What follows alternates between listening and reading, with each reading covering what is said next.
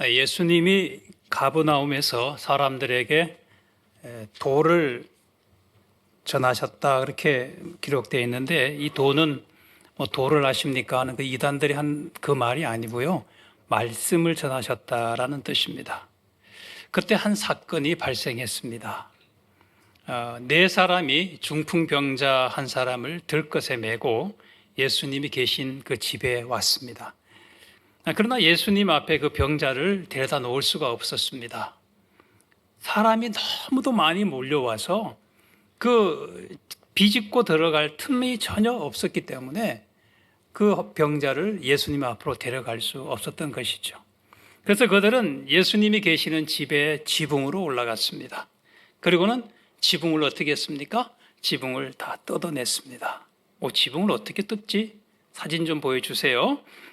예수님 당시에 이스라엘 가옥의 지붕은 오늘날과 같이 시멘트, 콘크리트로 된 지붕이 아닙니다. 저렇게 돌로 또는 흙벽으로 이렇게 벽을 쌓고 그 위에 목재, 들보를 걸치고 그 위에 갈대나 나뭇가지를 깔아요. 이제 갈대라고 하는 것은 우리나라는 이렇게 가늘잖아요. 이스라엘 갈대는 그렇게 가늘지 않습니다. 우리나라의 대나무 정도로 이해하시면 아마 비슷할 것 같아요. 그리고 그 위에 이제 나뭇가지, 갈대를 이렇게 깔고 흙을 덮어서 평평하게 만드는 방식입니다. 그래서 쉽게 지붕을 뜯어낼 수가 있었고요. 그리고 그 중풍병자를 데리고 온 사람들은 지붕을 뜯어내고 구멍을 파고 그 병자의 침상, 들것이죠. 그 들것을 예수님 앞으로 달아내렸습니다. 아마 상상도가 이렇게 이 정도 될 겁니다. 자, 그러자 예수님께서 그들의 믿음을 보시고 이렇게 말씀합니다. 그들의 믿음을 보시고 중풍병자에게 작은 자야 네 죄사함을 받았느니라 이렇게 말씀하셨습니다.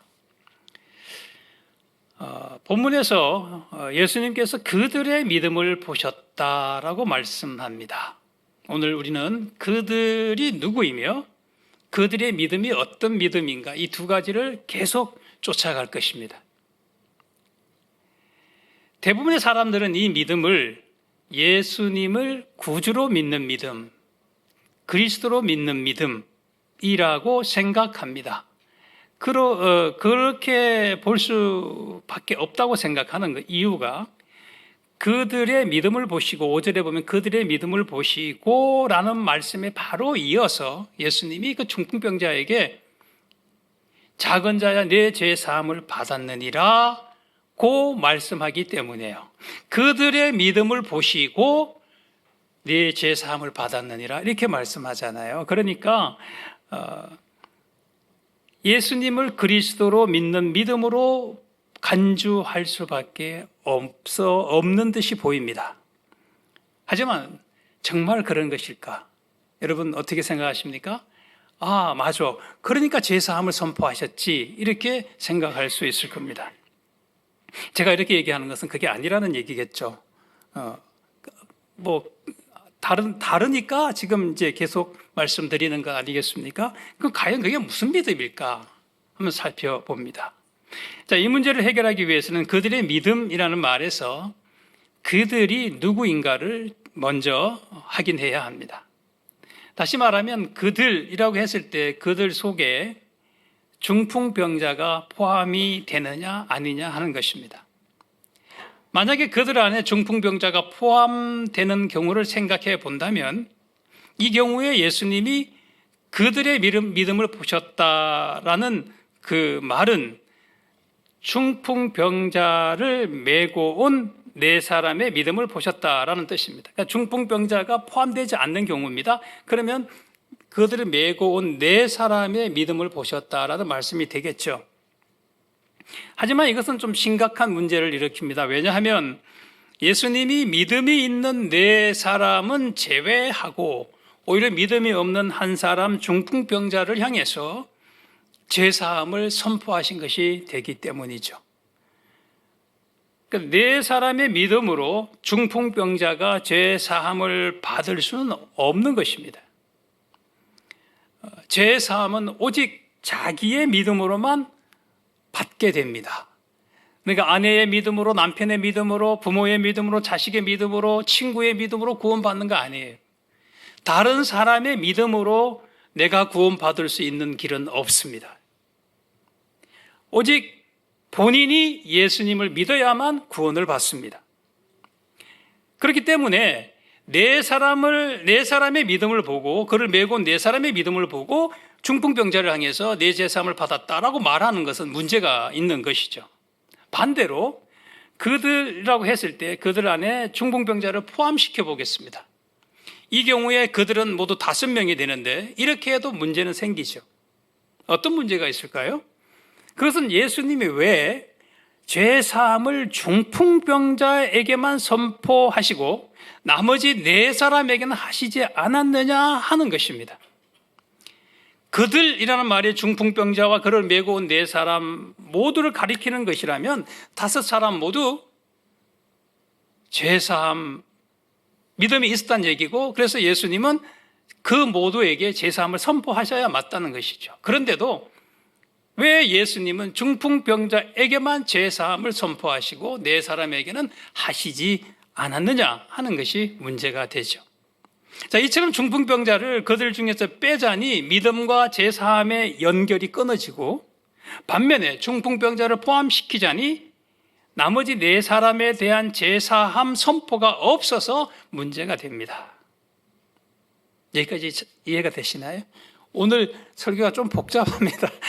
좀 이게 계속 좀 논리적으로 쫓아가야 되는 설교다 보니까. 예. 자, 그러면 이 문제를 어떻게 풀어가야 할까요? 자, 이를 위해서는 예수님 보셨다 그러잖아요. 예수께서 이렇게 말씀하시죠. 5절에 보면 예수께서 그들의 믿음을 보셨다 말씀하시는데, 그럼 예수께서 보신 그들의 믿음이라는 것이 어떤 믿음인지를 확인해야 합니다. 자, 이것은 이 사건의 배경이 되는 1장을 통해서 확인할 수 있어요. 자, 예수께서 1장 21절에 보면 갈릴리 가버나움이라는 동네에 들어가셨어요. 그곳에서 활동하시다가 1장 45절에 보면 어떤 일로 인해서 더 이상 들어가지 못하고 바깥 한적한 곳에 계셨습니다. 그리고 오늘 본문 2장 1절로 오면 예수께서 며칠 후에 다시 가버나움으로 들어가셨습니다. 가버나움이라고 하는 것은 갈릴리라고 하는 지역, 갈릴리는 한 동네가 아니고요. 용인시, 수원시 하는 큰 지역이고요. 그 안에 갈릴리 호수 주변에 있는 한 동네가 가버나움이라고 하는 동네입니다. 다시 그 가버나움으로 들어가셨어요. 그러자 예수님이 가버나움의 한 집에 계시던 소문이 퍼져나가서 수많은 사람이 예수님이 계신 그 집으로 몰려왔습니다. 문 앞에도 들어설 자리가 없을 만큼 사람들로 꽉 들어찼어요. 인산인해라고 말하죠. 입추의 여지가 없다, 그런 말을 과거에 많이 썼습니다. 막 빼곡하게 몰려든 그 어떤 스포츠 경기장에 사람들이 꽉 들어찼을 때 그 아나운서들이 그런 얘기를 했어요. 그 입추라는 것은 가을을 얘기하는 게 아니고 바늘 하나 세울 만한 그런 자리도 없다라는 뜻이 되겠죠. 그래서 그런 바늘 하나 세울 수 없을 만큼 빼곡히 사람들로 들어찼어요. 자, 사람들이 예수님에게 이렇게 많이 몰려온 까닭은 예수님이 그곳 사람들에게 너무나도 많이 알려졌기 때문입니다. 그렇다면 예수님은 무엇 때문에, 그리고 어떤 분으로 그렇게 유명해지고 많이 알려졌을까요? 마가복음 1장 21절부터 보면 예수님이 가버나움에서 어떤 일을 또 어떤 분으로 알려졌는지를 쉽게 알 수 있습니다. 1장 21절과 22절에 보면 이렇게 예수님은 가르치시는 것이 탁월한 분으로 알려졌어요. 최고의 교사라고 말씀하는 것이죠. 그들이 가버나움에 들어가니라 예수께서 곧 안식일에 회당에 들어가 가르치심에 무사람이 그의 교훈에 놀라니 이는 그가 가르치시는 것이 권위 있는 자와 같고 서기관들과 같이 아니함이로라. 예수님은 전혀 과거에 가르쳤던 서기관들과 다른 탁월한 선생님이었습니다. 또한 예수님은 1장 27절부터 28절에 보면 가버나움뿐만 아니라 온 갈릴리 사방에 귀신을 쫓아내는 분으로 소문이 나 있었습니다. 다 놀라 서로 물어 이르되 이는 어찌미냐 권위 있는 새 교훈이로다. 더러운 귀신들에게 명한즉 순종하는도다 하더라. 예수의 소문이 곧 온 갈릴리 사방에 퍼지더라. 예수의 소문이 온 갈릴리 사방에 퍼졌어요. 어떤 소문이 퍼졌을까요? 어떤 소문이 퍼졌을까요? 그 앞에 있는 내용들이겠죠. 그죠? 귀신도 쫓아내고 정말 놀라운 일을 행하시는 그런 분이다라는 것을 알려주고 있습니다. 그리고 1장 29절 31절에 가면 베드로 장모의 열병을 고쳤습니다. 그리고 32절 34절에 보면 예수님은 각색 병든 많은 사람을 고치시고 많은 귀신을 쫓아내셨어요. 저물매 해질 때에 모든 병자와 귀신 들린 자를 예수께 데려오니 모든 병자와 귀신 들린 자를 예수께 데려오니 온 동네가 그 문 앞에 모였다. 왜 모였어요? 병자와 귀신 들린 자를 치료하는 것을 보기 위해서 몰려온 것이죠. 그러니까 예수께서 각종 병이 든 많은 사람을 고치시고 많은 귀신을 쫓아내셨습니다. 그리고 40절부터 45절에 보면 예수님은 한 나병 환자를 치료하셨는데 그가 나가서 이 일을 많이 전파해서 널리 퍼지게 했어요. 그래서 많은 사람이 사방에서 예수님에게 나왔습니다. 자, 이렇게 보면 예수님이 갈릴리 가버나움에서 하신 일은 가르친 것은 단 한 번이고요. 나머지는 모두 병을 고친 것이고 귀신을 쫓아낸 일들을 하신 겁니다. 자, 이러한 배경을 염두에 두고 우리는 특히 마가복음 1장 45절의 앞부분과 뒷부분, 상반절과 하반절의 연결을 주의해서 볼 필요가 있습니다. 이렇게 말씀합니다. 1장 45절입니다. 그 사람이 나가서 이 일을 많이 전파하여 널리 퍼지게 하니 누구예요? 이 사람은 누구는 나병 환자예요. 그가 고침받고 나가서 자기가 고침받은 이 일을 많이 전파해서 널리 퍼지게 했어요. 그러니까 어떤 결과가 왔냐면 사방에서 사람들이 그에게로, 다시 말하면 예수님에게로 나아오더라 이렇게 말씀하고 있어요. 자, 이 말씀은 예수님이 가버나움 사람들에게 어떤 분으로 알려졌는지를 잘 보여줍니다.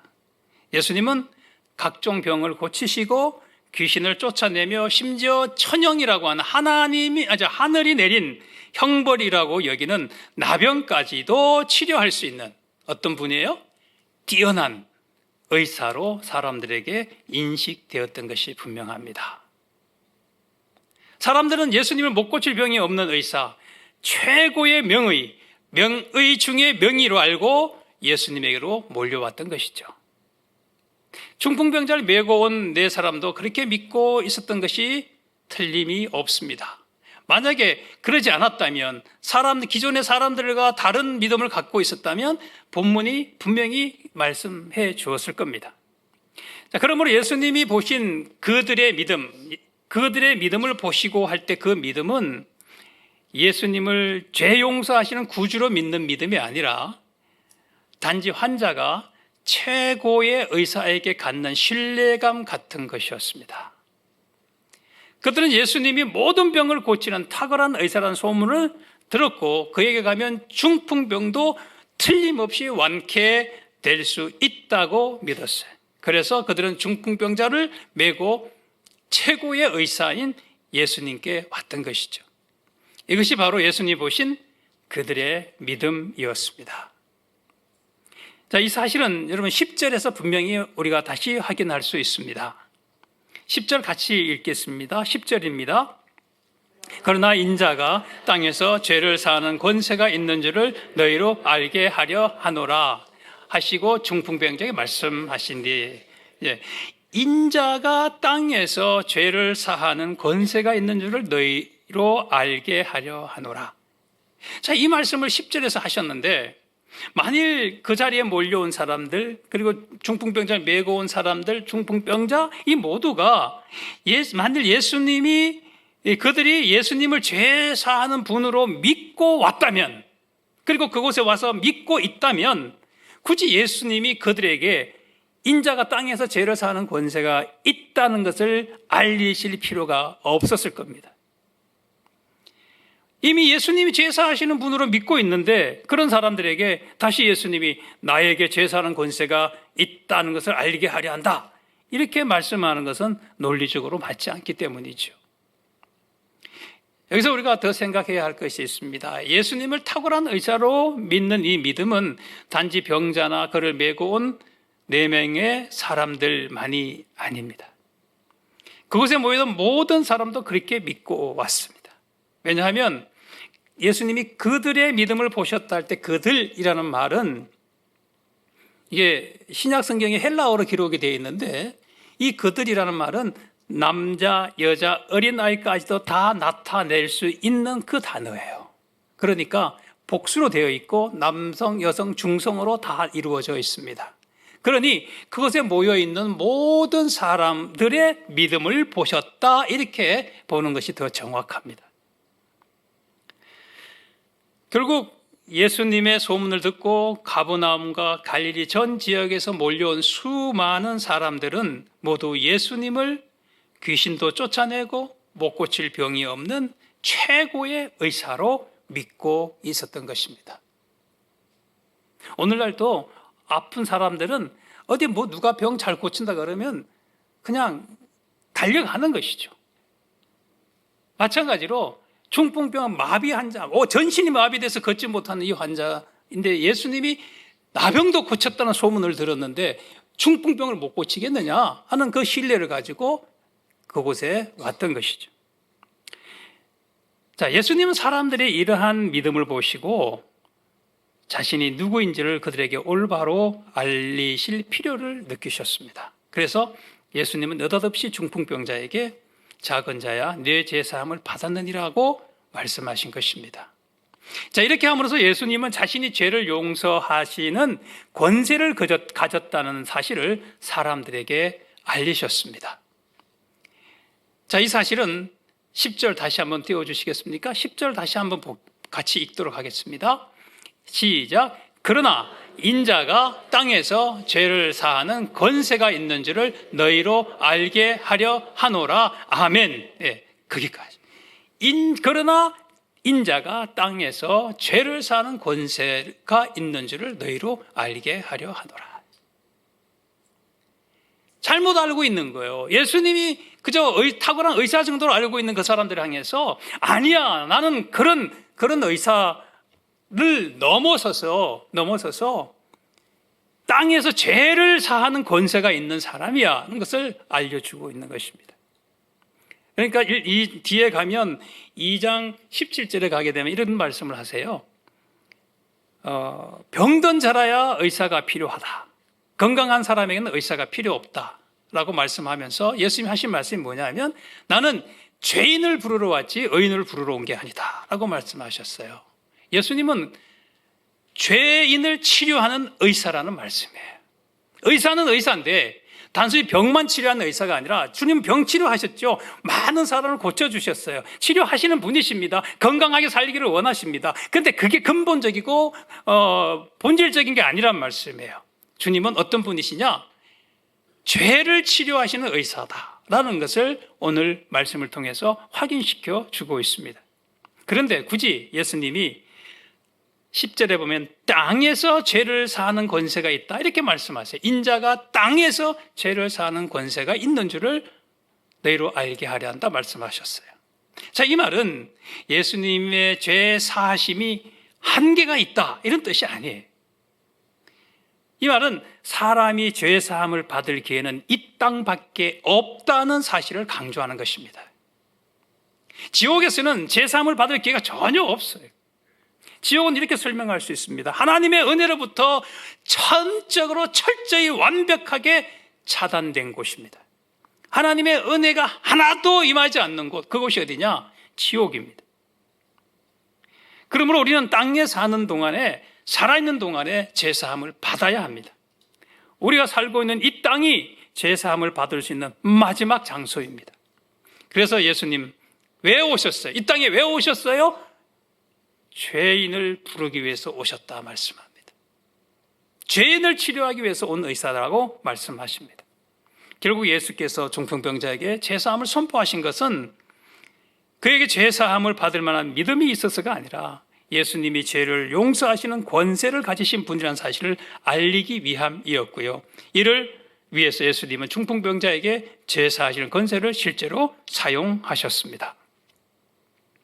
자, 예수님이 이렇게 제사함을 선포하시자 거기에 앉아있던 서기관들이 마음에 생각했어요. 6절에 그렇게 얘기하죠. 이 생각하다는 말은 누구하고 의논했다라는 얘기는 아니고요. 전부 다 속으로 생각한 거예요. 그런데 놀랍게도 그 서기관들의 생각이 다 일치했어요. 두 가지로 일치가 됐습니다. 첫째는 7절에 있는 것처럼 예수님이 신성모독을 한다는 것이죠. 하나님을 모독한다는 것입니다. 서기관들은 율법학자입니다. 율법에 정통한 사람들입니다. 그래서 그들은 정확하게 알고 있습니다. 죄는 오직 하나님 한 분만이 사하실 수 있다. 이들의 말에서요, 거꾸로 놓고 보면 예수님이 하나님이시라는 사실이 증명이 된 거예요. 어쨌든 이들이 그렇게 알고 있는데 예수님이 중풍병자 제사함을 선포하시자 경악스러운 반응을 나타낼 수밖에 없지 않았겠습니까? 이 반응이 바로 신성모독이로다. 하나님을 모독한다. 그럼 어떻게 해요? 돌로 쳐서 죽여야 합니다. 그들이 율법에 의하면 그렇게 되어 있습니다. 극형에 처해야 될 사람이다. 이렇게 얘기하는 것이죠. 그래서 서기관들은 예수님이 하나님을 모독하고 있다 생각했어요. 하나님만이 할 수 있는 죄 용서를 인간인 예수가 행한다고 하니까 이것은 명백히 신성모독죄요. 돌에 맞아 죽어야 할 죄다라고 생각을 할 수밖에 없었습니다. 둘째로 서기관들은 예수님이 중풍병자를 행해서 내 제사함을 받았느니라고 선포한 것은 일종의 기발한 속임수라고 생각했어요. 어떤 속임수일까요? 그들은 예수님을 죄사할 권세나 능력이 없는 자로 확신하고 있었어요. 그래서 그들은 예수님의 죄사함을 선포한 것이 중풍병자를 고칠 수 없으므로 그렇게 말한 것이라고 생각했어요. 다시 말하면 죄사함을 받는 것은 눈에 보이는 일이 아니기 때문에 쉽게 속여서 이 위기를 넘겨보려는 속셈이라고 생각한 거죠. 죄사함은 눈에 보이지 않잖아요. 제가 여러분 보고 내가 내 죄를 사하노라 그러면 뭐 사해졌는지 어쩐지 뭐 알게 뭐예요. 그렇죠? 이단들이 잘하는 방식이에요. 예수님은 그들의 이런 생각을 마음에 아시고 중심에 아시고 이렇게 질문하셨어요. 9절에 보면 중풍병자에게 내 죄 사함을 받았느니라 하는 말과 일어나 내 상을 가지고 걸어가라 하는 말 중에 어느 것이 더 쉽겠느냐. 원래는 더 쉽겠느냐 이렇게 되어 있어요. 죄 사함을 받으라고 말하는 것은 보이지 않는 일이니 말로만 하면 되고, 그러나 중풍병자에게 나오라고 하는 것은 치료로 나타나야 하는 일이잖아요. 하지만 중풍병자를 치료하는 것은 인간에게는 불가능한 일입니다. 그러므로 사람에게는 중풍병자 치료보다 죄사함을 선포하는 것이 훨씬, 아니 비교조차 할 수 없는 쉬운 일인 것이죠. 그러므로 예수님이 중풍병자에게 죄사함을 선포하신 이유는 중풍병자를 고치지 못하게 되자 위기를 모면하기 위한 속임수가 아니라 자신이 누구인지를 사람들에게 알리기 위한 것이었어요. 예수님은 자신이 죄를 용서하는 권세, 권리, 자격, 권한 이런 것들을 가지고 있던 사실을 사람들에게 알리기 위해서 죄사함을 선포하셨습니다. 다시 한번 읽겠습니다. 10절 다시 한번 띄워주십시오. 시작. 그러나 인자가 땅에서 죄를 사하는 권세가 있는 줄을 너희로 알게 하려 하노라. 아멘. 알게 하려, 뭘 알게 하려 하느냐? 땅에서, 인자가 땅에서 죄를 사는 권세가 있다라는 것을 알게 하려 한다는 것이죠. 이 선포 후에 예수님이 중풍병자에게 말씀합니다. 11절이면 내가 네게 이르노니 일어나 내 상을 가지고 집으로 가라. 이 말씀이 떨어지자마자 병자가 벌떡 일어났어요. 여러분 상상이 됩니까? 완전 마비된 사람이, 그래서 들것에서 실려왔던 사람이 갑자기 벌떡 일어납니다. 놀랄 일이죠. 그래서 12절에 보면 다 놀라 이렇게 얘기해요. 다 놀라 이렇게 표현합니다. 그리고 즉시 상을 들어 올렸습니다. 그리고 모든 사람 앞에서 지나갔습니다. 그곳에 모였던 모든 사람이 다 놀라 하나님께 영광을 돌리며 이르되 우리가 이런 일을 도무지 보지 못하였다고 말했습니다. 오늘 본문을 보면 주님이 네 상을 가지고, 이 가지고라는 것은 네 상을 들어 올려 이런 뜻입니다. 네 상을 들어 올려서 가지고 가라고 명령하셨고, 그리고 11절에 보면 12절에 보면 그가 일어나 그 상을 들어 올려서 가지고 집으로 돌아간다 이렇게 되어 있어요. 여러분, 이 상이라고 하는 게 환자를 메고 온 그 덜것 아니겠습니까? 그거 왜 집으로 가져가라고 그랬겠어요? 그거 환자가 깔고 있던 것이고 냄새나고 지저분한 것이고 그걸 뭐 집에 가서 기념으로 갖다 잘 모셔놓을 필요가 있겠습니까? 그걸 왜 그랬을까요? 환자가 치료받은 것이 틀림없는 사실이다라는 것을 확정시키는 것입니다. 아무것도 못했던 환자가 일어났을 뿐만 아니라 자기가 실려온 그 들것을 들고 집으로 가는 것입니다. 그것도 모든 사람 앞에서, 이 말은 증인들인 거예요. 이 모든 사람이 그것을 보고 증인으로 세워지고 있는 것이죠. 목격한 것이죠. 그래서 그 사람들이 다 놀랐습니다. 하나님께 영광을 돌렸습니다. 그리고 뭐라 그래요? 우리가 이런 일은 도무지 보지 못하였다라고 말씀합니다. 예수님은 자신에 대한 사람들의 그릇된 이해를 교정하고 자신이 죄 사하는 권세를 가지고 있다는 사실을 알리기 위해서 먼저 중풍병자에게 죄 사함을 선포하고 그 다음에 중풍병자를 고치셨던 것입니다. 죄 사함만 선포하고 중풍병자를 못 고쳤으면 사람들 안 믿었을 거예요. 그러나 죄 사함을 선포하고 중풍병자를 고침으로 자신이 죄 사하는 권세를 가졌다는 그 말씀이 거짓이 아니라 사실이라는 것을 사람들 앞에서 증명해 보이신 겁니다. 어떤 나이 많으신 어르신이 있습니다. 그래서 사람들이 어르신 100m를 뛸 수 있으시겠습니까? 제가 볼 때는 안 되겠는데요. 이렇게 누가 얘기하니까 그 어르신이 마라톤 풀코스를 완주하고 말았습니다. 무슨 얘기인지 이해가 되십니까? 100m를 못 뛸 것 같다고 사람들이 하니까 마라톤 풀코스를 다 뛰어버린 거예요. 그러면 뭐가 증명이 된 거예요? 100m는 뛰고도 남는다는 것을 증명하는 것이죠. 이와 비슷한 것입니다. 중풍병자를 제사함 받았다고 선포한 것이 중풍병자를 못 고치는 것이기 때문에 그렇게 했다고 사람들이 생각하니까 제사함 선포하고 사람으로서는 도무지 할 수 없는 중풍병자를 고침으로써 중풍병자 고친 데 초점이 있는 게 아니라 뭐예요? 제사함을 받게 하는 권세가 있는, 제사함을 주는 권세가 있는 분이라는 사실을 확인시켜 준 것이죠. 말씀을 맺겠습니다. 여러분은 예수님에 대해 어떤 이야기를 듣고 이 자리에 오셨습니까? 여러분은 예수님을 어떤 분을 믿고 이 자리에 오셨습니까? 여러분이 들은 예수님에 대한 소문이 무엇이 되었든지 간에 중요한 것은 예수님이 우리의 죄를 용서하시는 권세를 가지신 분이라는 사실입니다. 예수님이 우리의 죄를 사하여 주십니다. 예수님이 우리의 죄를 제거하십니다. 복음이 복된 이유가 바로 여기에 있습니다. 우리가 건강하고 많은 것을 가지고 세상에서 높아지고 다 가지면 다 좋겠지. 좋게 쓰면 다 주님의 일에 쓰면 그것은 영적인 것입니다. 그런데요. 그렇게 제가 삼성의 주인이고 LG의 주인이고 현대의 주인이고 이렇게 실명 써도 됩니까? 모르겠는데 하여튼 그런 것들을 다 제 거라고 하더라도 그리고 한 번도 병원에 가본 적이 없는, 이거 거짓말이에요. 저는 무진장 많이 병원에 가고 지금도 다니고 있거든요. 그런 사람이라 할지라도 제 삶을 받지 못했으면 그 인생은 다 허망한 것이 되고 맙니다. 왜? 가진 것, 건강은 언젠가는 다 지나갑니다. 우리는 언젠가 다시 주님 앞에 서야 할 사람들입니다. 그러니까 우리는 무엇을 믿어야 하느냐? 예수님만이 땅에서 죄를 사하시는 권세를 가지고 있다는 이 놀라운 복음을 믿어야 합니다. 예수님 외에 그 어떤 누구도 우리 죄를 사할 수 없습니다. 신천지 이만희가 우리 죄를 사할 수 있습니까? 아니요. 거짓말입니다. 예수님 말씀하셨어요. 사도들이 말씀하셨어요.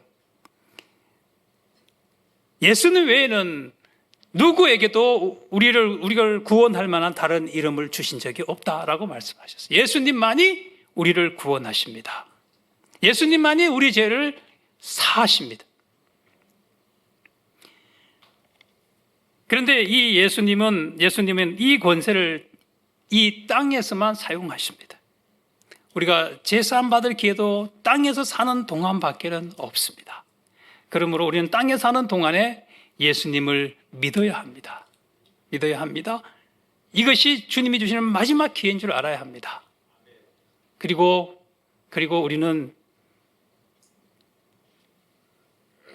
정말 가족들, 사랑하는 사람들, 아직도 예수님이 누군지 모르고 있는 그 사람들을 초대해서 교회로 와야 합니다. 사람들이 예수님이 병 고치는 유명한 의사라는 소문을 듣고 예수님 계신 곳으로 그렇게 사람들이 몰려갔던 것처럼 예수님 복음 들으면 우리 죄 사함 받고 우리가 구원을 받는다는 이 소식을 전함으로써 교회로 올 수 있도록 인도해야 합니다. 그리고 더불어서 우리가 예수님 믿음으로 죄 사함을 받았습니다. 여러분 믿으십니까? 그러면요 죄 사함 받은 인생이 됐잖아요. 기뻐하며 즐거워하며 살아야죠. 아니 죄 용서를 받았는데 무엇이 더 속상한 일이 뭐가 있겠어요? 가진 것 없는 것? 건강하지 못한 것? 60이 되면 다 평준화가 된다 그래요. 맞는 것 같습니다.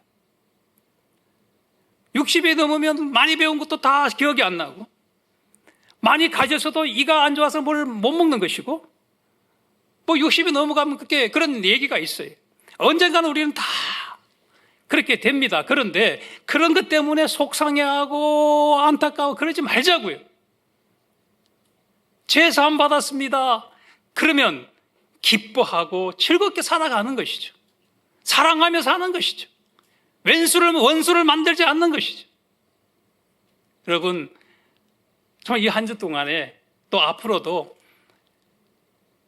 내 죄 사하여 주신 하나님께 예수 그리스도께 감사하며 살아가시고 기뻐하며 살아가시고 여호와를 기뻐하라 그 말씀 여호와께 감사하며 오늘 찬양에서 하신 것처럼 감사하신 하나님 그렇게 기뻐하며 살아가시기를 주의 이름으로 축원합니다. 기도하겠습니다. 하나님 아버지 예수님 한 분 외에는 우리 죄를 사할 수 있는 그 누구도 없습니다. 인자가 땅에서 죄를 사는 권세가 있다는 것을 우리에게 오늘 말씀을 통해서 확인시켜 주셨습니다. 아버지 하나님 우리 죄를 사하여 주신 것 감사합니다. 기뻐하며 찬양하며 우리 주님을 높여드리기를 원합니다. 우리 모두가 이렇게 기쁨의 삶을 살게 하시고 환경 때문에 어떤 조건 때문에 주께서 베풀으신 이 놀라운 은혜를 잊지 않게 도와주시옵소서. 동시에 우리 사랑하는 사람들 아직 이 소식 듣지 못한 사람들 예수님을 잘못 알고 있는 사람들을 초대하고 초청해서 예수님이 죄를 사하여 주시는 분을 알게 하고 믿게 함으로써 함께 기뻐하고 즐거워하며 정말 그 치료받은 중풍병자가 벌떡 일어나서 상을 들고 돌아가는 그 장면을 상상하면서 그 마음에 얼마나 큰 기쁨이 있었을까 감격이 있었을까 생각하면서 우리도 그렇게 초대하고 초청하고 그렇게 인생을 바꾸는 그렇게 또 바꿔주는 주님의 도구로 우리가 쓰임받을 수 있도록 인도하여 주시옵소서. 오늘도 주님 앞에 귀한 예물을 드립니다. 주께서 구원해 주시고 죄를 사하여 주신 것에 감사해서 귀한 예물을 드려오니 주의 이 예물을 주님이 뜻하신 곳에 사용하시고 주님의 영광을 위해서 사용하여 주옵소서. 주님 앞에 기도하며 간구하는 많은 제목들이 있습니다. 건강을 위해서 기도하는 분들, 주께서 아픈 자를 치료하여 주시는 분입니다. 모든 병과 모든 연약한 것을 다 고치셨다 말씀하신 대로 치료하여 주시고 일으켜 세워 주시옵소서. 아버지 하나님 건강하게 만들어 주시옵소서. 주님은 사람을 만드신 분이시오니 창조하신 분이시오니 고치는 능력도 주께 있음을 믿습니다. 주님께서 치료하여 주시옵소서. 믿음의 기도는 병든 자를 치료하려니 주께서 그를 일으키신다 말씀하셨으니 그 말씀대로 일으켜 주시고, 여러 가지 생업의 어려움이 있고 자녀의 어려움이 있는 모든 가족마다 주님께서 돌아보시고 주님께서 다 해결하여 주심으로써 주님이 정말 우리의 구원주가 되실 뿐만 아니라 우리의 목자가 되신다는 사실을 삶 속에서 경험하며 고백하며 살아가는 또 한 주 되도록 인도해 주옵소서. 감사드리며 예수님의 이름으로 기도하옵나이다. 아멘.